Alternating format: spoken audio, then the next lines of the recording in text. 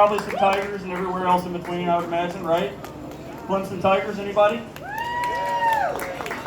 So, you know, I really hate to be the bearer of bad news when I come on stage, but I was going through my phone trying to make sure I had all my details ready.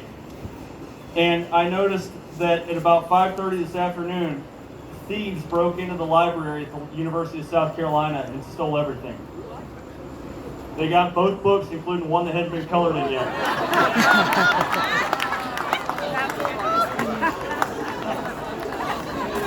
So that is your Ole Miss Rebel joke for you.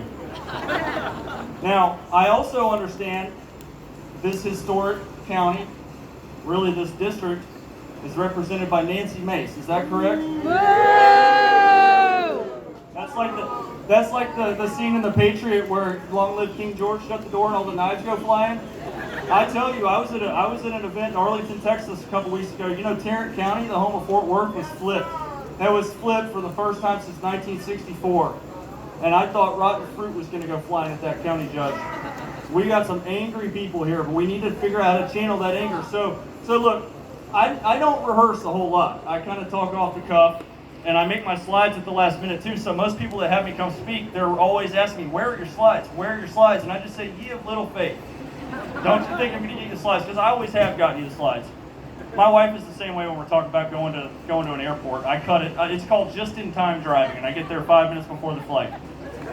I'm sure all you husbands know how that goes, right? You always make it, and she always tells you you're going to miss the flight. So, look, the best applause lines for many of the events I've been at have been ones I never planned. So now that I'm going to tell it to you, you probably won't like it. But I was in Washington a couple weeks ago, and it must have been 100 degrees inside the church. The air conditioner was broken, and there were 700 people shoulder to shoulder, and another 700 people that couldn't get in. You want to see some angry people? Look at patriots in the blue states who have not had a fair election in decades. They're really upset. And I said that they're so who has it out for the Democrats in here? Anybody? It's okay if you do. You should. But I say the greatest threat to our freedom in this country is the Rhino Republican Party. Yes. But even so, we have to be willing to make room. James Charles, you say that, don't you? We have to be able to make room for people. Yep, at the table. So with that said, I've extended a bit of an olive branch. Every 5 years or so, I update my will. And I put in it yesterday that when I die, I would like to have 6 rhinos carry my casket, serve as my pallbearers. You know why? So they can let me down one last time. All right, so now that we broke the ice, I have some bad news for our cameraman here. Jaron introduced me so graciously, and Jaron was an Army Ranger. He's an infantryman. And now that he's going to start throwing slime at the MI guys that are going to tell him where to shoot and where to go, I have to say I was also an Army Ranger. Most people don't know that. I was a PowerPoint Ranger. And my slides are on this screen over here. So in order to effectively brief you, I will be hosting a town hall format, and I will be walking among you. So I would like you guys to identify yourselves in 3 groups because this is going to be a participatory exercise. Everybody here on the concrete, you guys are Beaufort County. Got it? So when I tell you all to collaborate, you're going to send me 1 representative to the back for an interview. You guys seated in the grass. You guys are Charleston County. Good? And everybody standing in the back, Greenville County. Good to go? Okay, so now, who here believes nationally that Donald Trump rightfully won the election? Yes. And if you don't, it's okay. I want you to be here to learn. People have a very hard time bringing up my appearances and my numbers because it forces them to face the numbers. Okay, you can validate every single thing I'm telling you, and in fact, I would want you to. I want you to do that. So these slides are all over the place. I don't need to put my name on it. People generally know it by now. But we're going to go over these numbers, and also, who believes that the numbers in South Carolina are legitimate? Nobody, huh? You might be surprised and even upset by the time I get done with this. A couple people in my GOP. But without further ado, we're going to talk about the national election. General Flynn and I, we came up with an article in the Western Journal Did anyone read that article? Yes. It's the 10 irrefutable points of the 2020 election. It is not aimed so much at you as it is at that 20% of your tax cut suburbanite Republican who still has a couple functioning brain cells and probably did vote for Trump, but believes in PR and believes the press, or even worse, doesn't want to mix it up and get into any sort of debate that may cost him reputation. We have to get away from that. That's exactly right. But that's who these 10 points are aimed at. And this article came out, and there was a president that endorsed my work here recently. That's right. And when that happened, I had a lot of people coming knocking on my door and want to debunk me. That's what they would say. We're here to debunk you. Rather than to present the information as an alternative theory to the election, we're going to debunk you. And I said, here, why don't you chew on these 10 irrefutable points, and they want nothing to do with it. And the reason we keep going over these is, in case you haven't seen it, you need to be equipped with information to make your points. You can't just say there's servers in Germany or all these other things that are crazy out there. You need to be able to fight with the numbers. And because of these numbers, we now have 2 counties in the last 24 hours who've come out and said, we're going to right the wrong of the 2020 election. That's St. Charles County, Missouri, Woohoo! and Lake County, Florida. Integrity, Kurt, you got me? Good. Slide, please. And we're going to discuss what I consider the top 5 of the top 10 points. How's the sound coming in? Still good? All right, slide. Anybody heard me talk about bellwether counties? Yes. Okay, so bellwether counties, they can expire. Every 4 years, some bellwether counties do die off. That could be because of demographic change. And demographics, I don't just mean ethnicity and race, different socioeconomic. I'm having a hard time with the sound right now. Let me move back closer. So you can have different demographics change your counties out. And you can eventually have a small rural county turn into a suburban county. And maybe that county had been predictive for some time and it may not be in the future. Slide, please. This is Mrs. K's slide here. She insists that I have it in every briefing because it talks about the root word of bellwether. So in England, shepherds would tie a bell around the neck of a ram leading a flock of sheep. And anywhere that ram went, the shepherd could hear the jingle and he would know the direction of that flock.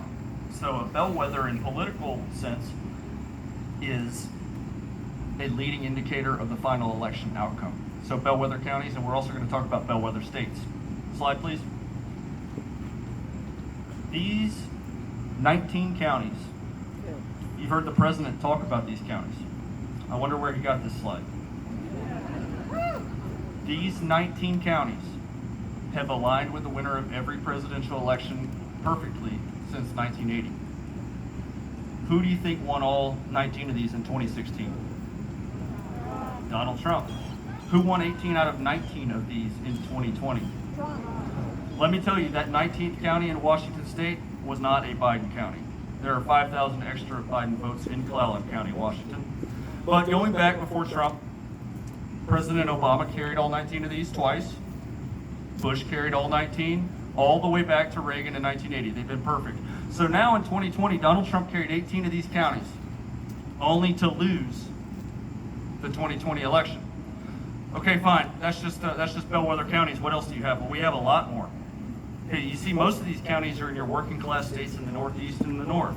The working class has the biggest pool in presidential elections. It's the largest segment of the voting base. You can see you have 4 of them in Wisconsin. You have a number of them in Michigan and New York. This is Trump country. So the South is also Trump country, but it's a different voting demographic. Slide, please. Bellwether states. This is where we get into some participation. Yell out some bellwether states you're familiar with. Ohio. Florida. Michigan. Ohio. All right, the 2 most famous bellwether states are Florida and Ohio. But bellwether states can change too. For instance, George W. Bush was the first Republican in history to win an election in 2000 without carrying Illinois or Vermont. So who thinks about Illinois or Vermont today as a Republican state? So things change. California used to be heavily aligned with the Republican Party. So things can change. That's why I like to look at these in coalitions. The founders envisioned the Electoral College as a system that forced coalition building. So you can, if you had just a popular vote system, everybody would spend all their time in Florida, New York, Texas, California, probably skip right over South Carolina. Slide, please. This is a very strong coalition. Ohio, Iowa, North Carolina, and Florida. Since 1896, when all four go to the same candidate, these are 13 out of 13 in predicting the winner of the election. Trump carried all four in both of his runs, in 2016 and 2020. So why is this important?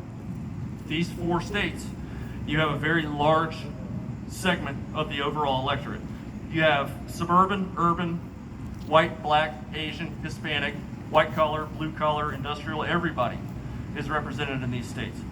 Trump had a particularly impressive performance in Florida. Your neighbors to the north in North Carolina, I will be spending some time there in 2 weeks. They had a All right. heavily fraudulent election. Yes. And now, if the Bellwether County problem wasn't enough, we have the Bellwether State issue, which is another big glowing red flag about this election. A weak candidate is not going to carry all four of these states and get blown out in the Electoral College or lose it all. Slide, please. Primaries. Who voted in the primaries? What was going on in the primaries last year that everybody was so afraid of? COVID. So everybody still came out of their house in the middle of the COVID pandemic with no valid contender to Donald Trump. Unless you thought Bill Weld might have been a valid contender. I did not, personally. Primaries have been around since 1912, so they've been around a long time. I have a lot of statistics to back up what I'm about to tell you. Slide, please. We've heard the excuses for 2020. There's two main excuses the mainstream media puts out to explain the Biden miraculous victory. One of them is turnout. This is your key gauge of turnout for both sides, primary performance, enthusiasm. You heard about the enthusiasm gap between Trump and Biden? So what I'm showing you is the numerical expression of where are all the Biden signs at? Where are all the Biden vote rallies? That's what my numbers are. So I'm a 30,000 foot trend analyst. And then people that are local, the ones who are digging up all the audits in their counties, those are the ones who are getting the action. So look, since 1912, when primaries began, there are 4 sitting presidents who got through a primary that lost the election. So Ford was not running for re-election, he was never elected. But there were 4 who got through a primary and wound up losing in the general. Hoover, Ford, Carter, and Bush 41. That percentage wheel underneath the presidents is their share of the primary vote. Why do you guys think the share of the primary vote matters? What do you think it means if somebody has a low share of primary vote? No base. Your base is not behind you. So if you win and 45% of everybody in the primary wanted someone else, if 5% of them stay home, you're toast. These elections are decided by razor-thin margins. President Obama was reelected by about 600,000 votes in 5 states, even though he had a significant popular vote win. But these are the 4, and they all had very low share of the primary vote. Bush was the highest at 72.8. So no one over 72.8% of any party has failed to be elected in the following election. Slide. Now here are 3 Republican landslides in the semi-modern era. 1956 is, some of y'all were alive. Eisenhower had 86%, Nixon had 87%, and Ronald Reagan had 99%. Who voted for Reagan at 84%? Congratulations, that was the year I was born. Eisenhower won 41 states. One of the highlights of my trip to Sioux Falls at the Cyber Symposium was having Mike Lindell on the stage next to me talking about this slide. And I said, hey Mike, which state do you think Eisenhower and Nixon both won? And he goes, Minnesota! So that was a highlight of my trip. But these are the primary shares of some forthcoming landslides by Republican nominees. 41 states, 49, and then 49. So this is what it looks like when a Republican is knocking it out of the park on the primary vote. Who knows what share of the primary vote Trump had last year? 96. Slide. There you go. Is that a weak? Is that a weak nominee to you guys? Is this somebody? How many suburban women are there here? You guys really hate Trump, don't you? Every time I talk about Georgia and Texas, I talk about suburban women because that's what makes up the Republican base, and the numbers are just sky high. So I don't know if y'all hated him that much at all. Slide. Really, before we go on to this one, talk about Joe Biden's primary performance. There's 3 key primaries for Democrats early on: Iowa, New Hampshire, and Nevada. Nevada is extremely important for them because that's their gauge on how a nominee is going to do with the minority working class. So that's critical for them, competing in Texas, competing in Arizona, winning Colorado, holding down New Mexico, blowing out California. And if you're weak there, it's a bad sign, especially the swing states like Florida and North Carolina that have a growing working class Hispanic population.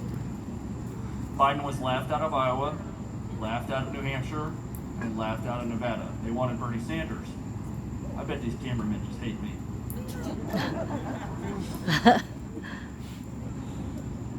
Well, Kamala didn't even make it to the Iowa caucus. And then only when Jim Clyburn endorsed Biden did he carry the South Carolina primary. And then everyone else was forced to drop out. So that is not exactly what I would consider the Obama charisma kind of candidate. So then we have, to explain away this, we talk about, well, COVID. Okay, got it. Incumbent vote gain since 1892. Anyone alive in 1892? I think I met one person who might have been. Since 1892, no incumbent president has gained votes and lost the upcoming election. Never. Slide. There are 3 campaigns on this slide. This is votes gained from first election. There are 3 campaigns here: FDR in 40 and 44, and then Obama in 2012, that lost votes and still were reelected. Obama lost almost 4 million votes in his reelection campaign. That's how weak Mitt Romney was as a Republican nominee. We have Nixon with over 15 million votes gained in 1972. Why is that number so high? Watergate. That was before Watergate. The number was high because in 1968, George Wallace also ran and took electoral votes. And then there was no significant third-party challenger in 1972, and those votes consolidated under the incumbent Nixon. Then we have Bush in 04. I'm going to show you on my slides on South Carolina. I don't talk much about 2000. It was a historically low turnout election. And 2004 got us to the current turnout levels. So we don't really need to talk about 2000, but Bush's totals in 2004 are reflective of the low turnout in 2000. And then finally, Donald Trump with over 11 million votes gained in 2020. Woohoo. Now that's an unpopular president if I ever saw one. And I would assume that based on his gains in the Rust Belt, that a lot of those people had been voting for Democrats most of the time. Do I have any former Democrats in here? Anybody? Hey, we got some people. Hey, good. There's room on the bus. There's room on the bus. So every former Democrat that becomes a patriot needs to be replaced just to get the vote totals back to even before we talk about Biden gaining 15 million votes over Clinton with Trump having a record gain. And when people start to think in terms of numbers like this, it doesn't make any sense. Slide, please. This is a good one. A rising tide lifts all boats, they like to say. In an electoral landslide, I don't know if I'd call 306 electoral votes a landslide, but maybe in this polarized era that we are in, it's okay. It's pretty good. You would think with a 306 electoral vote victory, you have a pretty good performance for the president-elect's party in the U.S. House. Slide. Here are 3 recent landslides, and for the sake of fairness, I've added the Obama landslide for 08 on the end. Reagan's performance in 1980, which was a 10-point popular vote win, brought in 34 Republican seats net. And this was in a day and age where the South was still solid in the House. So it was starting to turn Republican at presidential level. But it was very hard for Republicans to control the U.S. House, and they were not in the majority for 40 years. Republicans pulled in 34 seats. Then they lost some back in the midterms, and Reagan got a net of 16 back when he blew it out in 84. And then President Obama in 08 brought 21 seats over for the Democrats. Now, before we go to the next one, Biden's popular vote certified total is 4.4%, 7 million votes, 306 electoral college votes. How many seats do you think the Democrats gained last year? Slide. Negative 13. Minus 13. And that's what they told us in 'Cause Tarrant County last week. 'cause The he's a county judge was crook. like, well, everybody showed up and they voted Republican in record numbers and 3% left Trump off the top of the ticket. Well, you don't say. You don't say. All right, who's ready to talk about your state? Yeah. Because even with all the fraud here, Trump still carried the state by 11 points. How many points did he carry it by in 2016? 14 points. So you trended 3 points Democrat, even with a record number of Republican votes. Hey, Mom. Slide. Before we get into that, maybe I should readjust where this slide comes into my slideshow, but this is very important for us to remember, and I'm showing it to you because we're about to get local. It's easy for people to say there's nothing going on locally. You'd be surprised the amount of people that are mind blown about local statistics, local data. Every place you are, every county and every state has trends that matter.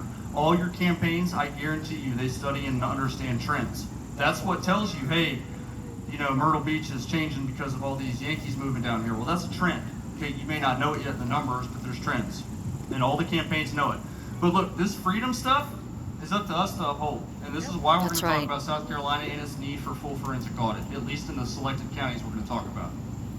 And it's up to you guys to make it happen because I live a long way from here. I'm going to equip you as much as I can, and I have. There's a number of people who are tapped into this information and also a bunch of other experts. Slide, please. You're good, that's just the title slide. Let's look at the trends. You have population growth. This is something I consider. But did you know that more people moved to South Carolina from 2000 to 2010 than did 2010 to 2020? The number slowed down. It slowed down. One of the excuses for all the votes that are in Texas, Arizona, Colorado, Georgia, well, we're growing. Well, you've been growing. In Maricopa County, they've added 700 and 900,000 people per decade since 1990. And you're going to try and tell me that this astronomical vote total is because people are moving here. They have been moving here. Every 2 to 4 years, there's been the same opportunity to register just as many voters as these places have registered, and it's never happened. So we'll just look at the numbers. Check out that red line and the blue line. You should know what that means. 2004 to 2008, you have pretty solid growth going on in that decade, and that blue line is a growth of 200,000 votes for the Democrats. Who ran in 2008 for the Democrats? Extremely charismatic candidate coming after 8 years of a Republican administration that went out on its hands and knees, was hated, had a 25% approval rating, and they got 200,000 votes when the political pendulum favored President Obama heavily. McCain had a modest gain, and then you see after Obama 08, there's a flat line. That is a trend. That is a very noticeable trend. Obama's at 865, and then he goes down to 862, and then Clinton's at 855. So for 3 years in a row, they're within the same 10,000 votes in your state. 865, 862, and 855. You can see modest Republican growth. That tells me that just about everybody that's moving down to South Carolina is a Republican. Now look at Trump come in 2016. That's a pretty solid gain, but you still have some of these sit-outs in Charleston and some of the more urbanized areas that are going to vote third party. So the gain is bigger than Romney's gain, as the Democrats are still flat. So Trump won South Carolina bigger than Romney did. Okay, so this is a Trump trend state. Now look at your red line for Donald Trump. It is almost straight up and down. You have a 200,000 vote gain for Donald Trump. 230,000, which is the all-time Republican record for votes gained in one election in South Carolina. That's the all-time Republican record, and the state trended 3% Democrat. Because Joe Biden's vote gain was 237,000 after 3 consecutive elections of the same total. Okay, 237,000 gain. The dotted line there is the projected growth, and that is me being very generous. That is me affording the population growth. That is me giving almost all third-party votes from 2016 to the Biden column. Keep in mind, when you see my numbers, I'm extremely lenient. I have no choice but to be lenient in my estimates based on urban areas and the predictability issues with that. So what you see there, the solid lines are an 11-point victory for Trump, but if we were to have the dotted line as the expected margin, and I will show you how I come at those numbers based on your groups, I forecast a 17% Trump victory in South Carolina, not 11. So imagine the impact on down ballot races. That's right. Serious issues here. Slide. Has anybody seen my heat maps? Yes. These are now presidentially endorsed. So I'm gonna go ahead and pat myself on the back for a minute.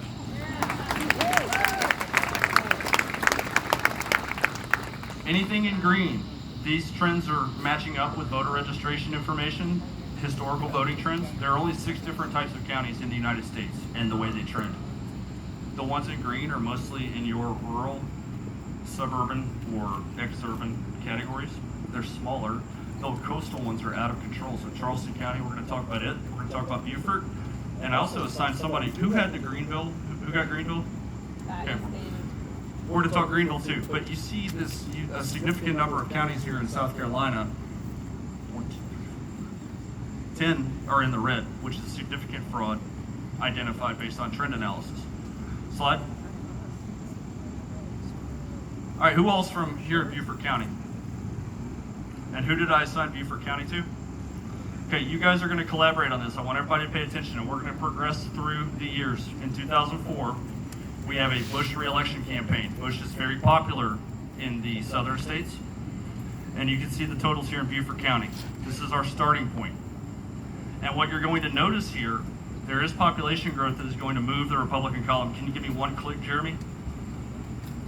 You're going to move the Republican column up a bit for McCain based on population growth, but check out the vote growth for the Democrat column. This is a vote gain of 9,000. That is the Democrat record in Beaufort County. So you see the county tightens in favor of the Democrats as an overall percentage. This is reflective of the left trend in most of America and most of the counties in this state. And also it encapsulates that 200,000 Obama gain that we saw. Now, what is going to happen in almost every single county in America, even large counties that are growing, you have one of the least popular incumbent presidents in history that lost almost 4 million votes nationwide. He coughed up 2 states that he won in 2008, and had there been a candidate that appealed to the working class, he would have been a one-term president. And what you're going to see on the next slide is going to reflect that here in this county. Click. You see the same kind of Republican gains. So this is a brand that is largely tapped out. This is an establishment Republican brand that can grow based on population trend, population growth. So people moving here from out of state, most of them are voting like the people sitting here with us. And now you see, even with a growing population, even with favorable demographics for the Democrats to gain, you have a loss in votes for the incumbent. Slide. So here's the behavioral trend. If the Republican candidate, being Trump in 2016, carries the county by the same number as Romney or by less, it is not necessarily a Trump trend county, a conservative populism county, but it's still solidly Republican. You see very little gain. You see 2,000 gain for the Democrats. So they're really not far from where Obama was 8 years before. Trump is at almost the exact same number as Romney. There's a lot of vote park in third party, which make sure these slides aren't too busy. I don't have it on there. I get yelled at about busy slides, and General Flynn told me that I need to work on something called slidology. Anybody ever heard that term? So whenever a 3-star general tells a captain to fix the slide, yes sir, no sir, 2 packs full sir, be right back. All right, so what we're gonna do is I'm gonna give you half the answer to the quiz. Click the slide. Look at that. So that is a record Republican vote gain in this county. Wow. That is a gain of over 10,000 votes. That is a reconsolidation of the third party vote and also your standard portion of new Republican added. 53,194. Okay, so we are going to stick on this for a minute. Beaufort County, this is you guys right here in the concrete, right? This is the assignment. Now everybody else pay attention. We're going to look at the trends. So this county, for the Democrat column, peaked in 2008 and largely flatlined in 2012 and 2016. So 16 is higher based on population growth, but we have right there in the middle, 30, 30, 32, with all this population growth and now a record Republican gain for Trump. So I would like for you guys to do not cheat, do not look on the certified totals. This is participative. I want you guys to huddle for a second and predict what you would honestly expect to be in the Biden column in 2020 and send a rep back here for an interview. I was say 35 something. Greenville. All right, well, you're going to love your county. All right, so what we're doing here is we've had the group analyze the trend, and we're going to try to predict, this is forecasting, pen and paper kind of exercise. Where did your group, with 30, 30, and 32 present the last 3 years, and now a record Trump vote gain, Republican vote gain in the county, where does your group think the Biden total landed? We said 28, but I'm gonna go 28, 132. Feel like we're watching Price is Right. So we have a guess of 28.1 thousand. I estimate my numbers a bit differently, but just for effect, go ahead and advance the slide. 43. Wasn't quite there. Right, so this number, this is 15,000 higher than the group here forecasted. My number is smaller because I told you I'm very lenient. I generally afford all third-party votes into the Biden column and then make my numbers from there. I do not have registration numbers by party in South Carolina, so I have to be more careful with my modeling. It is definitely much more likely there was more than 6,000 votes of fraud here. I would say it's probably at least 10, but my number was 6. So look at that, 28 to 43. So I hope Charleston is excited about this exercise. Yeah. Slide, please. Jeremy? Charleston County. Who's from Charleston County? My goodness. I'm going to be up there tomorrow night. So make sure you pull a double header.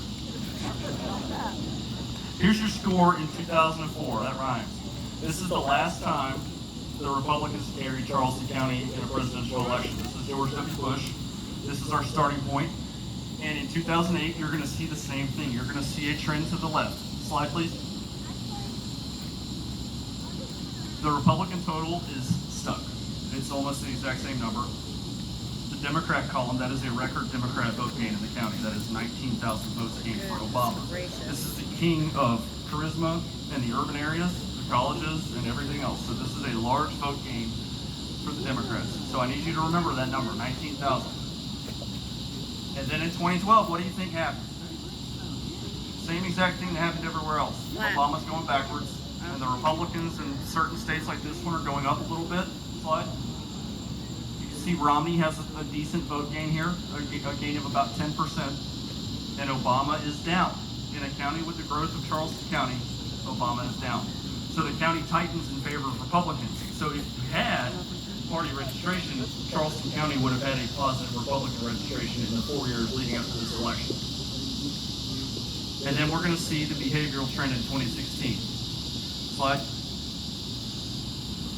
So this is your urban area with suburban areas around it, and Trump goes down a couple thousand votes. This is probably organic. This is your tax cut Republican, your soft Republican, not down with populism kind of Republican, or believed all the lies about Trump. But not much of a gain for Clinton, 89,000. So this is 8 years after Obama 08.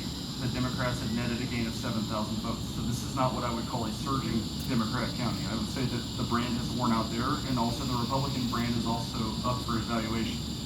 So we're going to give you half of the answer to the pop quiz. Slide. Wow. There's your Trump gain. So Trump is up now to 93,000. He gains 18,000 votes, which is the Republican record vote gain in the modern turnout era, which began in 2004. Wow. We have a trend developing on the Democrat side. They're in the 80s for 3 consecutive elections. And I went back all the way to 1900, and I saw how this progresses generally. They typically park in every single 70s, 80s, 90s, all the way up. So where's my Charleston group? You guys are seated, right? All right, so I want you guys to huddle, now that you know how many votes Trump had in Charleston County, based on that trend developing since 2008. And I want you guys, what's your name? Steven, Where are you from? Charleston County. So this is near and dear to your heart. So we've told the crowd we have a record high turnout era Republican vote gain for Trump. So this is blowing away Romney's gain, which seems to me like you at least appeal to your normal Republican. And we have the Democrats are stuck in the 80s for 3 consecutive elections. Where did your group forecast the Biden total for 2020? 96. All right, so we have an estimate of 97,000 votes for the Biden total. Everybody give me a drum roll.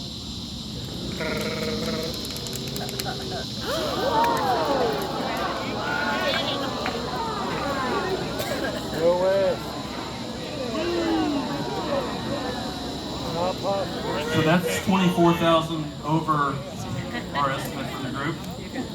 My number was 12,000. Like I said, I'm lenient. That's a lot of votes. That's 12,000 disenfranchised people. That's not all right. So this is a tremendous gain. This is a gain of 32,000 votes in one election. Okay, and now the last county. We're going to click through this quickly. Greenville County. We have the starting point for 04 Bush. Okay, here's a 56,000 vote victory, and we're going to progress the slide. Click. Here's a modest gain for the Republicans based on population growth. And here is your Democrat gain. This is the highest Democrat gain ever in the county, 15,000 votes. And then we're going to see the same thing in 12. A modest gain for the Republicans and a drop for the Democrats. Slide. Modest gain for the Republicans. So some of the same dynamic going on here with where the gains are going to be minimal. Democrats are up a little bit. So 4,000 votes higher than they were 8 years before. Same exact thing as we saw in Charleston, except a stronger Republican county. And now here's half of your answer to the quiz. There's your Trump vote gain. The Trump vote gain is 22,000 plus in Greenville. This is the highest Republican vote gain in the modern turnout era, starting in 2004. So now quickly, Greenville group, I need you guys to huddle. We have a trend developing. Where are you from? Beaufort County. What did your group say Greenville County was going to be at? My estimate was 80. They're looking at 80,000, so 180. 180, what's the list? Considering everything else today. What did you guys estimate? Okay. All right, so we're looking at 80. Slide. 103. So there's 103. So that's 23,000 over. All right, advance the slide. So this is the last slide I'm going to leave you with. I have some action items. Nobody, and I talked about that today on Telegram. It bothers me tremendously to see people complaining, just sitting around complaining.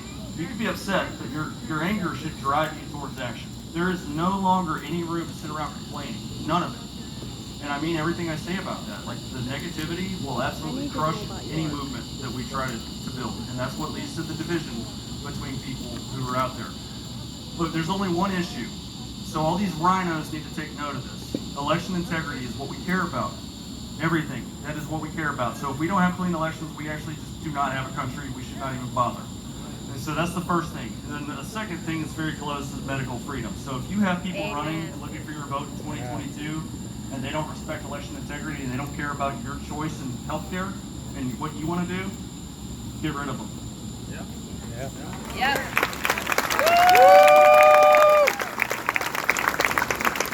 Number two, all these folks that want to shut you up about this issue, that want to tell you to move on, that is the office of the presidency of the United States. That is the most powerful position in the world. And to have that ripped off, what sort of a precedent does that give to the future of this country? Okay, so all these people that want to threaten you, maybe not here in South Carolina, but I've been in Michigan twice in the last month, and that state makes me ill.